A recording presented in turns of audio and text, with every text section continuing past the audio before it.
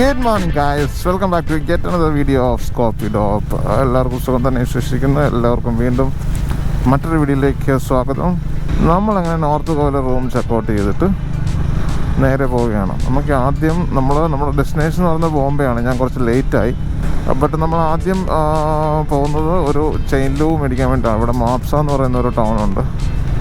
ഏകദേശം അതിൻ്റെ സൈഡിൽ കൂടെയാണ് നമുക്ക് പോകേണ്ടത്. ഞാൻ കുറച്ച് ലെഫ്റ്റ് അകത്തോട്ട് കയറിയിട്ട് മാപ്സ ടൗണിൽ നിന്ന് ചെയിൻ ലൂ മേടിക്കണം. എന്നിട്ട് ചെയിൻ ലൂ മേടിച്ചിട്ട് അവിടെ നിന്ന് നേരെ പോകണം. ഞാൻ ലേറ്റ് ആകാൻ കാരണം എന്താണെന്ന് വെച്ച് കഴിഞ്ഞാൽ എനിക്ക് ഇന്നലെ ഫുഡ് കഴിച്ചിട്ട് ശരിയായില്ല, വയറിന് പിടിച്ചില്ല. മൊത്തം ലൂസ് മോഷനും കാര്യങ്ങളൊക്കെ ആയിരുന്നു. മൊത്തത്തിൽ ക്ഷീണവും ഒക്കെ ആയിരുന്നു. ഇപ്പോഴും ക്ഷീണമാണ്. ഒരു തരത്തിൽ എല്ലാം വലിച്ചു കയറ്റിക്കൊണ്ട് പോരുമായിരുന്നു. അപ്പം അല്ലെങ്കിൽ ഞാൻ രാവിലെ തന്നെ ഞാൻ പോയേനെ എങ്ങനെയെങ്കിലും. പിന്നെ എനിക്ക് ചെയിൻ ലൂ മേടിക്കണമായിരുന്നു. അതോ പിന്നെ കടയൊക്കെ തുറക്കണ്ട, അതിനുവേണ്ടി കുറച്ച് വെയിറ്റ് ചെയ്തു. ബട്ട് മെയിൻ കാരണം ഇതായിരുന്നു, ഈ വയറിലെ പ്രശ്നം കൊണ്ടാണ് ഞാൻ ലേറ്റായത്. അതുകൊണ്ട് എന്ത് പഠിച്ചു? യാത്രയിൽ ഫുഡ് കഴിക്കുമ്പോൾ പ്രത്യേകം ശ്രദ്ധിക്കുക. നമുക്ക് യാത്ര ചെയ്യേണ്ടതാണ്, പ്രത്യേകിച്ച് ബൈക്കിൽ. ട്രെയിനൊക്കെ ആണെങ്കിൽ ബാത്റൂം യൂസ് ചെയ്യാൻ നോക്കാം. ഫ്ലൈറ്റൊക്കെ ആണെങ്കിൽ. എൻ്റെ മാപ്പിടുന്ന ഫോണിൽ BSNL സിമ്മാണ് കിടക്കുന്നത്. അത് കാരണം അതിൽ റേഞ്ച് നെറ്റ് കിട്ടുന്നില്ല. ഇവിടെ നെറ്റൊന്നുമില്ല BSNL. ഈവൻ ജിയോയ്ക്ക് പോലും ഇല്ല. ജിയോയ്ക്ക് റേഞ്ചൊക്കെ ഉണ്ട്. കിട്ടാത്ത കാരണം എന്ന് വെച്ച് കഴിഞ്ഞാൽ BSNL നെറ്റ് ഇല്ലാത്തതാണ്. ജിയോയുടെ കിട്ടാത്തതെന്ന് വെച്ചാൽ ആൾ കൂടുന്നതുകൊണ്ടാണ്, കണ്ടവാൻ ആൾ കൂടുന്നതുകൊണ്ടാണ് നെറ്റ് കിട്ടാത്തത്. നമ്മളിപ്പം കന്തോലി മഞ്ചുനെ ആ ഭാഗമൊക്കെ പോയി കഴിഞ്ഞ് കഴിഞ്ഞാൽ നെറ്റൊന്നും പ്രതീക്ഷിക്കുകയേ വേണ്ട, ഏത് കമ്പനിയാണിത്. പിന്നെ എയർടെല്ലിൽ കിട്ടുമെന്ന് സംശയമുണ്ട്, പക്ഷേ ജിയോയ്ക്കില്ല, കിട്ടത്തില്ല. ജിയോയ്ക്ക് വലിയ കാരണം കൂടുതൽ ആളുകൾ യൂസ് ചെയ്യുന്ന ജിയോ ആയതുകൊണ്ട് ജിയോയ്ക്ക് കിട്ടത്തില്ല. അപ്പോൾ ഞാൻ രാവിലെ ഒരു ഡയറിയുടെ ഗുളിക മേടിച്ച് കഴിച്ചു. പിന്നെ ഒരു കരിക്കും വെള്ളം കുടിച്ചു. അങ്ങനെ അതും കുടിച്ചുകൊണ്ട് ഇറങ്ങിയതാണ്. ഇവിടെ എന്തോ ആക്സിഡൻ്റ് ആണോ? അതെ, ആക്സിഡൻറ്റ്. അവന്മാർ പെട്ടു എന്ന് പറഞ്ഞാൽ മതി. ഇവിടുത്തെ വണ്ടി ഓവർടേക്ക് ചെയ്യാൻ പറ്റത്തില്ല, അതാണ് പ്രശ്നം. റോഡിനും വീതി കുറവ്. രാവിലെ ഒന്നും കഴിച്ചില്ല. എനിക്ക് കഴിക്കാനും തോന്നുന്നില്ല, വിശപ്പും ഇല്ല, ഒന്നുമില്ല. ഒന്നും കഴിച്ചില്ലും കുഴപ്പമില്ല. എനിക്ക് ഈ ഒരു അവസ്ഥയൊന്ന് മാറി കിട്ടിയാൽ മതി. ഇപ്പം തന്നെ 2 ദിവസമായി ഗോവയിൽ. അല്ലെങ്കിൽ ഞാൻ ഒരു ദിവസം കൂടെ റൂം എടുത്തിട്ട് റെസ്റ്റ് എടുത്തേനെ. കാരണം ക്ഷീണവും വയറൊന്ന് നേരെയാണെങ്കിൽ നമുക്കൊരു സമാധാനം ഉണ്ടല്ലോ. ഫ്രണ്ടിൽ നിന്ന് എന്തോ സൗണ്ട് കേൾക്കുന്നുണ്ട്, എന്തോ ആണെന്ന് പിടി കിട്ടുന്നുണ്ട്. അതൊന്ന് ചെക്ക് ചെയ്യണം. ഈ തിരക്കൊക്കെ ഒന്ന് കഴിഞ്ഞിട്ട് എവിടെയെങ്കിലും നിർത്തുമ്പോൾ ചെക്ക് ചെയ്യണം. നമ്മുടെ ഡെസ്റ്റിനേഷൻ പറഞ്ഞ പോലെ ബോംബെ ആണ്. ഇവിടുന്ന് 534 കിലോമീറ്റർ കാണിക്കുന്നുണ്ടായിരുന്നു. സോ ഇന്ന് തന്നെ കവർ ചെയ്യണമെന്ന് ആഗ്രഹിക്കുന്നു. കാരണം ഇടയ്ക്ക് നിർത്താൻ സ്ഥലമൊന്നും കാണുമെന്ന് തോന്നുന്നില്ല. ഇടയ്ക്ക് നിർത്തിയാലും പിന്നെ നഷ്ടമാണ്. പിന്നെ നമ്മൾ റൂം എടുത്തിട്ട് എങ്ങനെയെങ്കിലും ഓടിപ്പിടിക്കണം. എനിക്കറിയാം നല്ല ബുദ്ധിമുട്ടായിരിക്കും, ബട്ട് എങ്ങനെയെങ്കിലും ഓടിപ്പിടിക്കണം. നല്ല രസമല്ല, നല്ല ക്ലീനായിട്ട് വെച്ചിരിക്കുന്നുണ്ട് ഇവിടെയൊക്കെ. ഈ ജംഗ്ഷൻ നല്ല ക്ലീനാണ്, നല്ല രസമുണ്ട് കാണാൻ. ഇവിടെയൊക്കെ ഇഷ്ടം പോലെ തെങ്ങുണ്ട് ഈ റോഡ് സൈഡിലെല്ലാം. ഈ തെങ്ങിന് തേങ്ങ വീഴത്തില്ലെന്നാണ് സംശയം. വീണ് കഴിഞ്ഞാൽ എൻ്റെ ദൈവം എല്ലാ വണ്ടിക്കാരൻ്റെ മേളിൽ വീണ് കഴിഞ്ഞാൽ എന്ത് ചെയ്യും? ഇഷ്ടം പോലെ അവിടെ ഇവിടെ എല്ലാം തെങ്ങാണ്. ഓരോ പാർക്കിങ്ങുകളൊക്കെ പറഞ്ഞു കഴിഞ്ഞാൽ തെങ്ങും തോപ്പിൻ്റെ ഇടയ്ക്കാണ്. എനിക്ക് തോന്നുന്നു ഇവർ മെയിൻറ്റെയിൻ ചെയ്യുന്നുണ്ടോ, ഇവിടെ ഇടയ്ക്ക് തേങ്ങയൊക്കെ ഇടുന്നുണ്ടെന്ന് തോന്നുന്നു. അല്ലെങ്കിൽ ഇതൊക്കെ പൊഴിയത്തില്ല. ജീപ്പിൻ്റെ ഇത് കണ്ടോ, എൻ്റെ പേരെന്തായിരുന്നു? മെറാക്കിയോ? നല്ല വണ്ടിയല്ലേ കാണാൻ, നല്ല സൂപ്പർ വണ്ടിയല്ലേ കാണാൻ, നല്ല രസമുണ്ട്. നമ്മുടെ ഷെവി സിൽവറാഡോടെയൊക്കെ ഏകദേശം ഒരു ലുക്കുണ്ട്. കണ്ടോ, പോലീസുകാരെ ചെക്കിങ് ഉണ്ടോ? എല്ലാ ജംഗ്ഷനിലും നോക്കണം. ഇവിടെയുള്ള പോലീസുകാർ മരത്തിൻ്റെ പുറകിൽ നിന്നൊക്കെ ഇടയ്ക്ക് ചാടി വരും. സോ ഇതിലെ വണ്ടി ഓടിക്കാൻ പ്രത്യേകം ശ്രദ്ധിക്കുക. നമ്മൾ എന്ത് ശ്രദ്ധിച്ചെന്ന് പറഞ്ഞാലും അവന്മാർ നിൽക്കുന്നത് കാണില്ല. എവിടെ നിന്നെങ്കിലുമൊക്കെ അവന്മാർ ചാടി വരും. മാപ്സ സിറ്റി ആയെന്ന് തോന്നുന്നു. ആയ ബിൽഡിങ്ങുകളൊക്കെ കണ്ടിട്ട് മാപ്സ ഇവിടുത്തെ ഒരു മെയിൻ സിറ്റിയാണ്. പനാജി കഴിഞ്ഞിട്ട് വേറൊരു മെയിൻ സിറ്റിയാണ് മാപ്സ. സർക്കസ് ആണോ?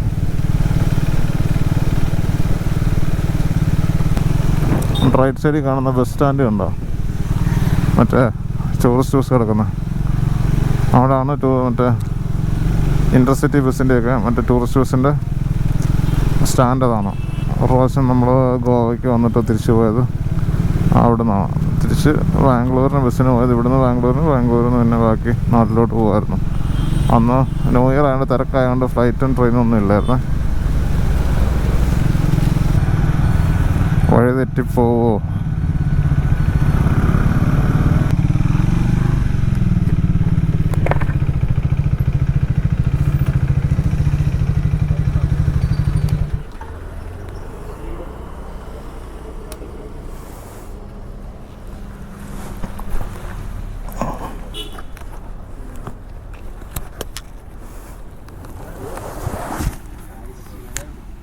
Hi. You want to have anything? Yeah, chain loop. Small one you want? Yeah. Vista है, the pocket size. 10 to 10. How motor? Model is not there, so Vista is there. Any Vista other? is equivalent to model. Motor gets dried very fast. That's the problem. Yeah. After 80 kilometers, your chain is dry. This one good, huh? Huh? And what about this one? I use another brand, which is Maxol. slightly wet. Maxol is wet. Maxol is, But it flings. I told them, It flings a lot. flings on the It flings a lot. Ah. But then I have a scrambler next to it. Really? How's it work? Yeah, good. My tire is the same.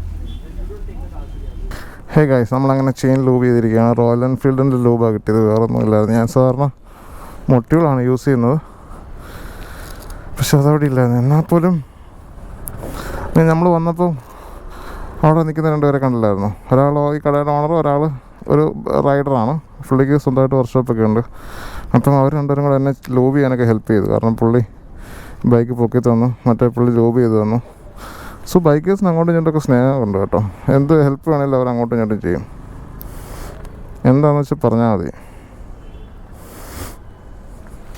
അപ്പോൾ അവർ help ചെയ്തുകൊണ്ട് ഞാൻ lube ചെയ്തു. ഇനിയും ഒരു 300-400 lube ചെയ്യണം. 11,800 12,200 ആകുമ്പോഴത്തേനും lube ചെയ്യണം. Bye bro.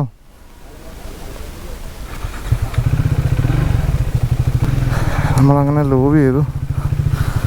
ഇനി നിർത്താതെ പോകണം, കാരണം ചൂടെടുത്തിട്ടുണ്ടല്ലോ, ഒരു രക്ഷയില്ല ഗൈസ്. ഞാൻ ഇതിനകത്തിരുന്ന് പുഴുങ്ങി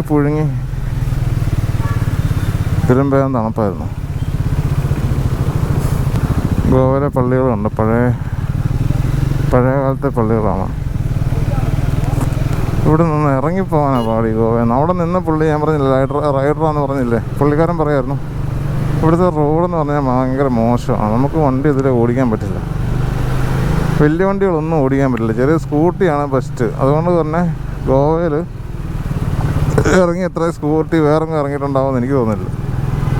സ്കൂട്ടർ, ആക്റ്റീവ് ആണെങ്കിലും വേറെ എന്താണേലും ഇവിടെ അതേ പറ്റൂ. കാരണം റോഡ് അതുപോലാണ്, ട്രാഫിക് അതുപോലാണ്, മുഴുവൻ കുഴിയും ഹമ്പും ഒന്നും കാണാൻ വയ്യ.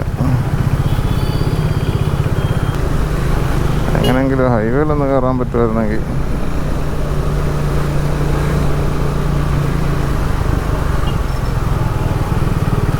പിന്നെ വയറൊക്കെ സേഫ് ആയിരിക്കണം.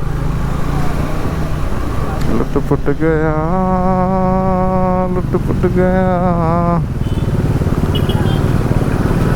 ഇങ്ങനെയുള്ള റൈഡ് കാണുമ്പോൾ ആൾക്കാർ എക്സൈറ്റഡ് ആണ്. എവിടെ പോവാന്നൊക്കെ ചോദിക്കും. ഇങ്ങനെ എവിടെ നിന്ന് വരുവാണ്, എങ്ങോട്ടാണ് എന്നൊക്കെ ചോദിക്കും. ഇങ്ങനെ ബൈക്കിലൊക്കെ കറങ്ങാൻ ആർക്കും ആഗ്രഹമില്ലാത്ത, ഓരോരുത്തരുടെ ജീവിത സാഹചര്യം കാരണം പറ്റുന്നില്ല. എനിക്ക് ജീവിത സാഹചര്യം ഉണ്ടായിട്ടില്ല, ബട്ട് ഞാനങ്ങ് ഇറങ്ങി. കാരണം നമ്മൾ ആലോചിച്ചിരുന്ന നടക്കത്തില്ല, എങ്ങനെയെങ്കിലുമൊക്കെ ഇറങ്ങുക. അത്രയ്ക്ക് ആഗ്രഹമാണെങ്കിലേ നമ്മൾ എന്തിനു വേണ്ടി വെയിറ്റ് ചെയ്താലും അത് വരും പറഞ്ഞ് നോക്കിയിരിക്കത്തുള്ളൂ. നമ്മളത് എത്ര നാളായാലും നോക്കിയിരിക്കത്തുള്ളൂ, യാത്ര നടക്കത്തില്ല.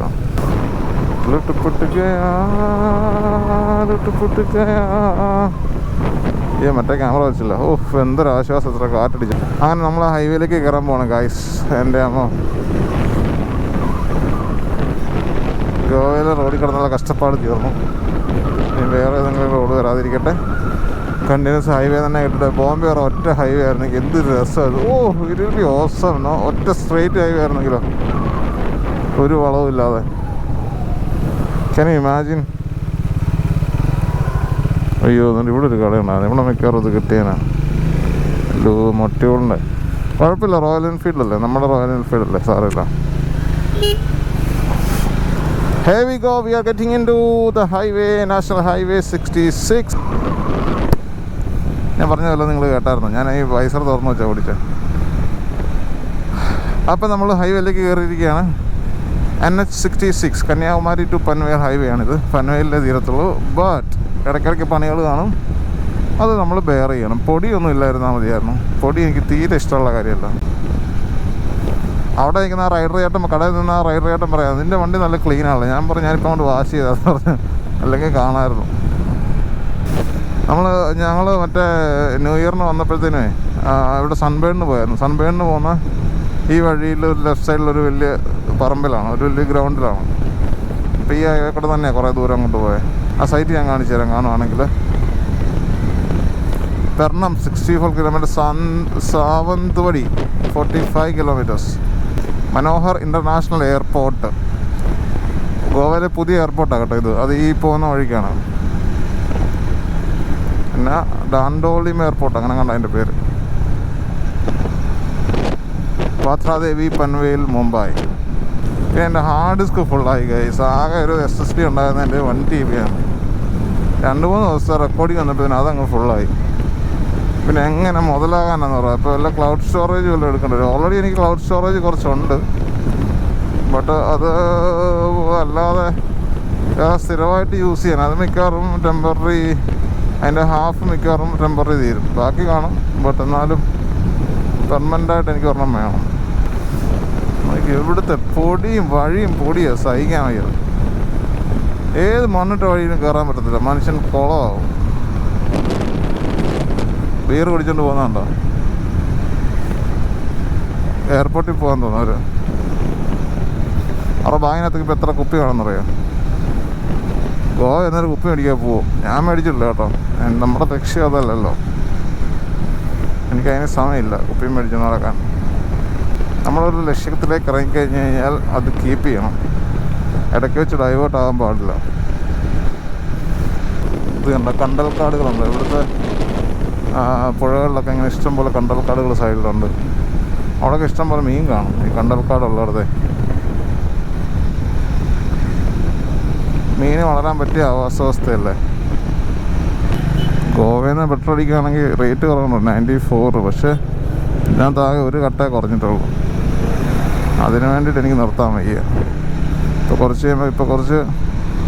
കഴിയുമ്പോൾ ഗോവ കഴിയും. പിന്നെ പെട്രോളിൻ്റെ വില എന്നാന്ന് എനിക്കറിയത്തില്ല. മഹാരാഷ്ട്രയിൽ നമ്മളെപ്പോഴാണ് ഇറങ്ങി, ടൈം നോക്കിയിട്ടല്ലോ.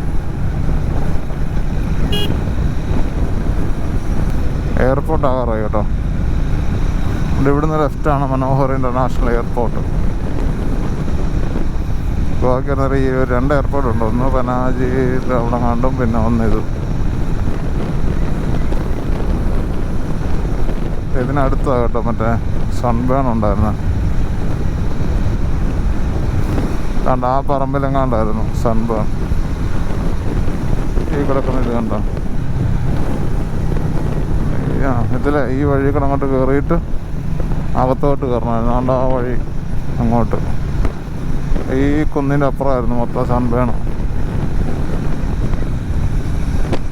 സൺബേൺ നേരെ വകേറ്ററിലായിരുന്നു. കാരണം അവിടുത്തെ ആൾക്കാരുടെ എന്തോ പ്രശ്നം കാരണമാണ് അവിടുന്ന് മാറ്റിയത്. കാരണം സൺബേൺ ഉണ്ടാകുമ്പോൾ ഉള്ള കഞ്ചഷൻ എന്ന് പറഞ്ഞു കഴിഞ്ഞാൽ ഭയങ്കര കഞ്ചഷനാണ്. ആ ഏരിയ മുഴുവൻ അടഞ്ഞു പോകും. സോ അത് കാരണം ആൾക്കാർ കംപ്ലയിൻറ്റ് ചെയ്തിട്ട് അവിടെ നിന്ന് മാറ്റിയതാണ്. ഇപ്പോൾ ഇവിടെ ആകുമ്പോൾ ഒരു പ്രശ്നമില്ല, ഹൈവേയുടെ സൈഡിലാണ്. എത്ര തിരക്കുണ്ടായാലും ഒരു പ്രശ്നമില്ല. പക്ഷെ ആൾക്കാർക്ക് എത്തിപ്പെടാൻ പാടാണ്, അതാണ് മെയിൻ പ്രശ്നം.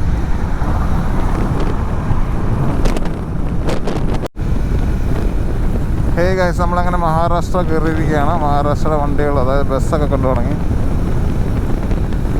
ഇത് മഹാരാഷ്ട്രയാണ്, കൊങ്കൺ ഏരിയ ആണ്. Konkan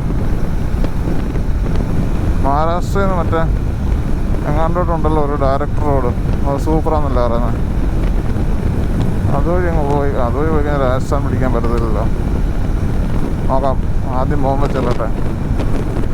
check post, interstate check post ahead. Check ചെയ്യൂ. മുംബൈ പോലീസ് ഭയങ്കര പിടിച്ചുപറിക്കാരാണെന്ന് കേട്ടിട്ടുണ്ട്. ചെക്ക് പോസ്റ്റിലൊക്കെ കണ്ടറിയാം. RTO check post, Maharashtra RTO. ഈ ദാബാഗ് ഉണ്ടല്ലോ, ദാബ മറ്റേ ലോറിക്കാരൊക്കെ കയറുന്ന, അതുപോലെ നല്ല ഗ്രാമത്തിലുള്ള ദാബയിൽ കയറി ഒരു കാപ്പിയൊക്കെ കൂടി ഇങ്ങനെ ഇരിക്കണം, നല്ല രസമായിരിക്കും. വിജനമായ പ്രദേശങ്ങൾ. ഗോവയിലെ ആ മണ്ണ് കഴിഞ്ഞെന്ന് തോന്നുന്നു, കഴിഞ്ഞാൽ മതിയായിരുന്നു. എന്നാ പൊടിയുള്ള മണ്ണാണെന്നറിയാം, ചുവപ്പ് കളറുള്ള പൊടിയാണ്. റോഡ് കിടക്കുന്നുണ്ടോ, വെച്ചങ്ങ് അലക്കണം. ഉച്ചയ്ക്ക് ഈ റോഡിൽ നിന്ന് മറ്റേ തീ പോലെ പൊങ്ങുന്ന കണ്ടിട്ടുണ്ടോ, ചൂട് ചെറിയ ഇങ്ങനെ ആവി പറക്കുന്ന പോലെ കണ്ടിട്ടുണ്ടോ? ആ റോഡിൻ്റെ ആ ഒരു എഡ്ജിൽ നോക്കിയാൽ, എഡ്ജല്ല, ആ ഒരു സർഫസിൽ നോക്കിയാൽ കാണാൻ പറ്റും ചൂടിങ്ങനെ പൊങ്ങുന്ന. വെയിൽ കൊണ്ട് പഴുത്ത് കിടക്കുമല്ല. ഗായ്സ്, നമ്മളിപ്പോൾ ഉള്ളത് ഗോവ മുംബൈ ഹൈവേയിലാണ്. NH66 ഈ സ്ഥലത്തിൻ്റെ പേര്. നന്ദ്ഗാവ് എന്നതിൻ്റെ പേര്. അവിടെയുള്ള ബസ് സ്റ്റോപ്പിൽ ഇങ്ങനെ നിർത്തിയതാണ്. എനിക്കാണെങ്കിൽ നല്ല ബോഡി പെയിൻ ഉണ്ട്. ചൂടുണ്ടോ എന്നൊരു സംശയമുണ്ട്. കാരണം ഇത്രയും ചൂടിനകത്ത് ഞാൻ വേർക്കുന്നില്ല. അതിനർത്ഥം ബോഡി ഹീറ്റ് ആണെന്നാണ് എനിക്ക് തോന്നുന്നത്. അപ്പം നമുക്കിനി വിട്ടാലോ? Let's go baby. ഇനി നമുക്ക് 415 കിലോമീറ്റർ ഉണ്ട്. 8 മണിക്കൂർ 40 മിനിറ്റാണ് കാണിക്കുന്നത്.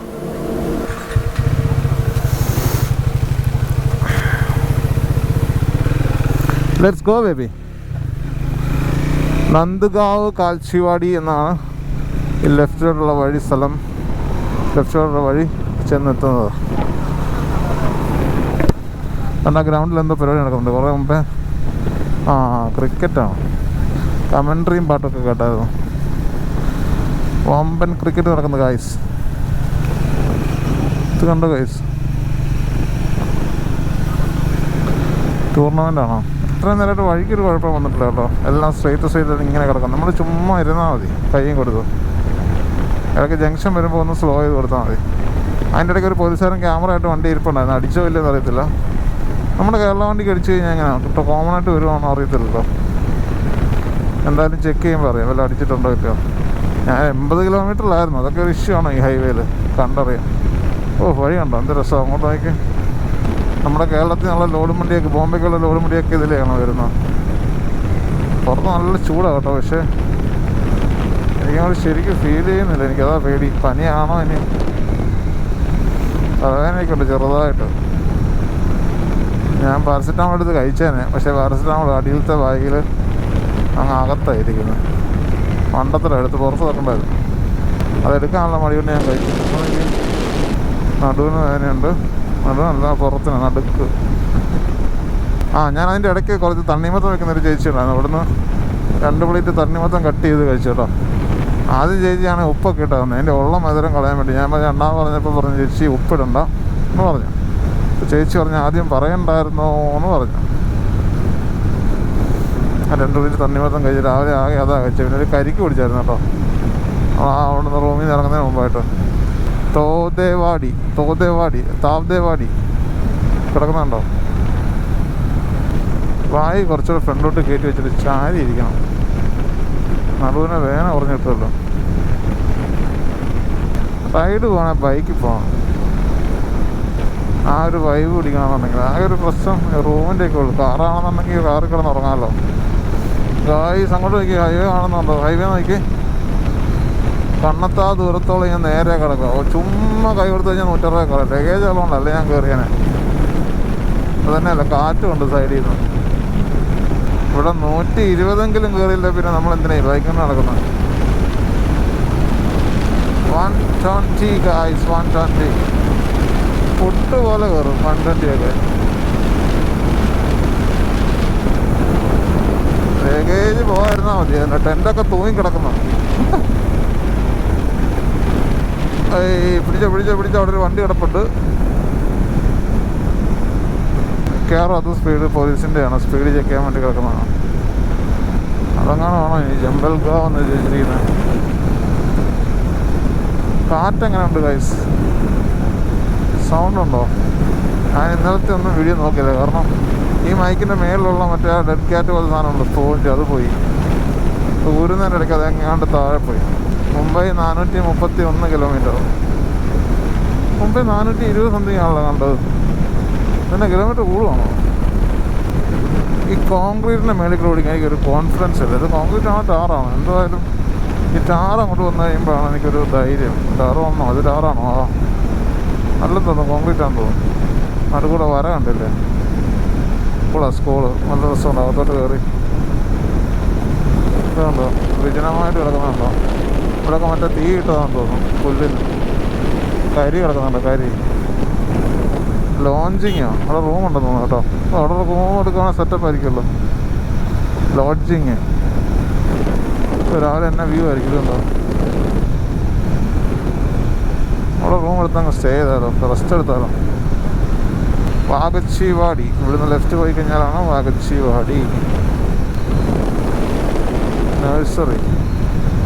ഗായ്സ്, നമ്മൾ ബോംബെ ലക്ഷ്യമാക്കി നീങ്ങിക്കൊണ്ടിരിക്കുകയാണ്. ഇപ്പം ഏതോ ഒരു പക്കാ വില്ലേജിൽ കൂടാണ് കൊണ്ടുപോകുന്നത്. ഗൂഗിളും വെച്ച് ഏത് സ്ഥലമാണെന്നൊരു പിടിയില്ല, പക്ഷെ പക്കാ വില്ലേജാണ്. ഇത് കണ്ടോ, പഴയ വീടുകളും കടയാണെന്ന് തോന്നുന്നു. ഇത് വളരെ നല്ല രസമുണ്ട്. ഇവിടെ ഒരു ദിവസം സ്റ്റേ ചെയ്യാൻ പറ്റുമായിരുന്നു. വീട്ടുകാരോടൊക്കെ ചോദിച്ചു കഴിഞ്ഞാൽ അവർ ടെൻ്റ് അടിക്കാൻ സമ്മതിക്കുമായിരിക്കും. നല്ല രസമുണ്ടല്ലോ, എനിക്ക് ഭയങ്കര ഇഷ്ടപ്പെട്ട സ്ഥലം. അവിടെ കൂടുതൽ കപ്പലിമാവുണ്ട്. മറ്റേതാണല്ലോ, ഇവിടെ ഒത്തിരി കശുമാവുണ്ട്. അതുപോലെ തന്നെ മാവുണ്ട്. ഇവിടെ മൊത്തം കശുമാവാണ്,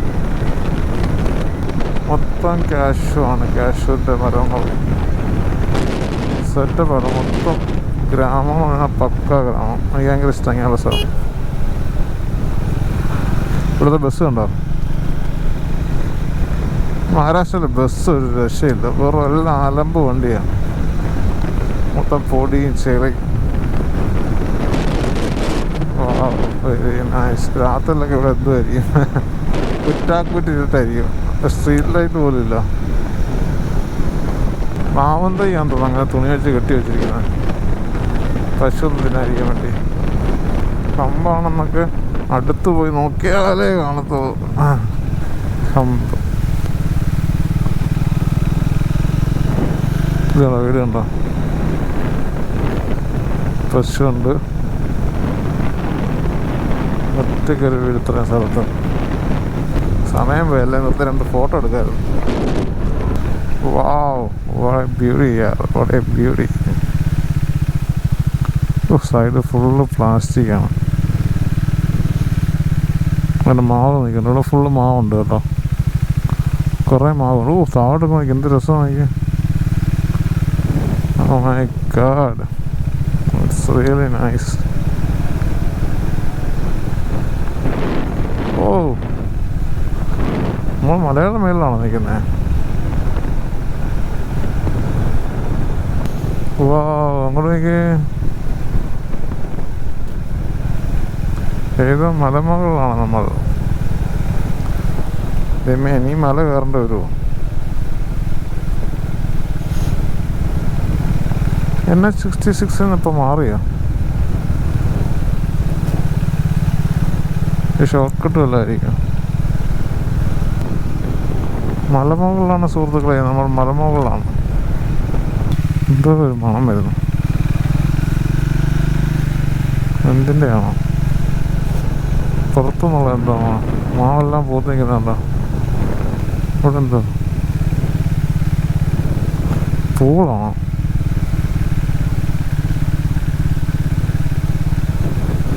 ജോഷി സ്നാക്സ്. അങ്ങോട്ട് ഞാൻ കാണുന്നുണ്ട് വണ്ടി പോകുന്നത്. എനിക്ക് തോന്നുന്നു തോന്നുന്നു എന്നെ ചെറുത്താറ് അങ്ങോട്ടായിരിക്കും പോയി ജോയിൻ ചെയ്യുന്നത്. ഓ, Joshi agro tourism, tourist destination അങ്ങനെ കണ്ട് എഴുതി വെച്ചിരിക്കുന്നത്. അഗ്രോ ടൂറിസമായിട്ട് ബന്ധപ്പെട്ട് ഫാമാണെന്ന് തോന്നുന്നു. റെയിൽവേ ലൈൻ കണ്ടോ? തുരങ്കത്തിൻ്റെ അത്ര പോകുന്നത്. അവിടെ മേളിൽ കാണുന്നതാണ് റെയിൽവേ ലൈൻ. മല ഫുള്ള് തുറന്നായിരിക്കും പോകുന്നത്. കാടാന്ന് തോന്നുന്നു. ഇതിലെ വന്നാൽ നന്നായി. അതുകൊണ്ട് ഗ്രാമപ്രദേശങ്ങളൊക്കെ കാണാൻ പറ്റിയില്ലേ. വാവ്, പുഴ ഉണ്ടോ, തെളിഞ്ഞ വെള്ളം.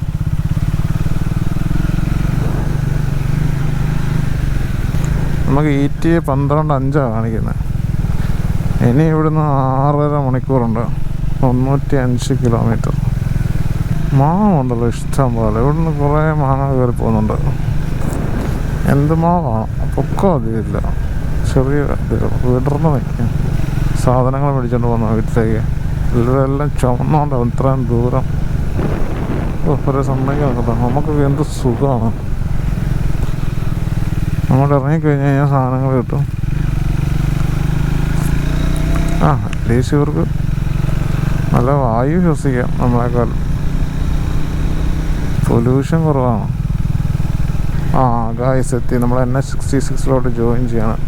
നേരെ വന്നാൽ എന്നാ കുഴപ്പം, ഓൾറെഡി ലോറിയൊക്കെ വരുന്നുണ്ടല്ലോ. എനിക്ക് തോന്നുന്നു അവിടെ ഫുള്ള് പണി നടക്കുന്നു, അതുകൊണ്ടാണെന്ന് തോന്നുന്നു വിടാഞ്ഞ്. കാറൊക്കെ വരുന്നുണ്ട്. പക്ഷേ ഉച്ചിപൂൽ ഉച്ചിപൂൽ വിഷമം കണ്ടോ.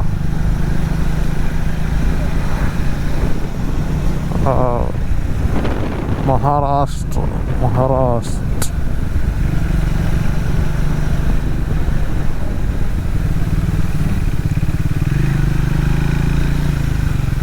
അതിലെയാണ് നമ്മൾ ഇറങ്ങി വന്നത്. പക്ക ഗ്രാമം കേട്ടോ. ഇവിടെ ഒരു ദിവസം താമസിക്കണം. മുംബൈ 320 കിലോമീറ്റർ, മാപ്പിനകത്ത് 304 കിലോമീറ്റർ. നമ്മൾ ഡെസ്റ്റിനേഷൻ ഇട്ടിരിക്കുന്നതിൻ്റെ ആയിരിക്കും. എൻ്റെ പൊന്നമ്മച്ചി, ഇത് കണ്ടോ ചുമ്മാ അല്ല വിടാൻ. താങ്ക് യു ഗൂഗിൾ അമ്മച്ചി. ഇതിലെങ്ങനെ വരുമായിരുന്നെങ്കിൽ എൻ്റെ ഇടപാട് തീർന്നാനെ. പൊട്ടിയും വെള്ളവും എല്ലാം കൂടെ കുഴഞ്ഞിട്ട് വണ്ടി നാശമായേനെ. ഇനി അങ്ങോട്ട് നല്ല റോഡായിരിക്കും എന്ന് പ്രതീക്ഷിക്കുന്നു. I hope so. തട്ടപ്പച്ച അങ്ങോട്ട് പൊക്കി വിട്ടങ്ങോട്ട്.